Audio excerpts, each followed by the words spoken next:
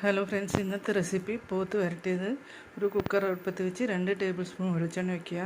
ഇതിലേക്ക് 2 table spoon വെളുത്തുള്ളി അരിഞ്ഞതും 1.5 ടേബിൾ സ്പൂൺ ഇഞ്ചി അരിഞ്ഞതും 1 കപ്പ് ചെറിയ ഉള്ളി അരിഞ്ഞത്, 6 പച്ചമുളക് നീളത്തിൽ കീറിയത്, കുറച്ച് കറിവേപ്പില എന്നിവയിട്ട് വഴറ്റി ഇതിലേക്ക് 2 ബേ ലീഫ്, 1 ടീസ്പൂൺ പെരിഞ്ജീരകം, 5 ഗ്രാമ്പു, 2 കഷ്ണം പട്ട എന്നിവ ഇട്ടൊന്ന് മൂപ്പിച്ച് അതിലേക്ക് 4 ടീസ്പൂൺ മല്ലിപ്പൊടി, 2 ടീസ്പൂൺ എരിവുള്ള, 1 teaspoon Kashmiri chilli powder, 1 teaspoon മഞ്ഞൾപ്പൊടി, 1 ടീസ്പൂൺ കുരുമുളക് പൊടി, 1 ടീസ്പൂൺ പെരിഞ്ജീരകപ്പൊടി, 1 ടീസ്പൂൺ ഗരം മസാല എന്നിവയിട്ട് വഴറ്റി അതിലേക്ക് 1.25 kg ഇറച്ചിയാണ് ഞാൻ എടുത്തിട്ടുള്ളത്. അതും ചേർത്ത് പാകത്തിന് ഉപ്പും 1/4 കപ്പ് വെള്ളവും ചേർത്ത് മൂടി വെച്ച് ആദ്യത്തെ വിസിൽ ഫുൾ ഫ്ലെയിമിലിട്ട് വേവിക്കുക. അതിനുശേഷം സിമ്മിലിട്ട് 25 മിനിറ്റ് വേവിച്ചെടുക്കുക.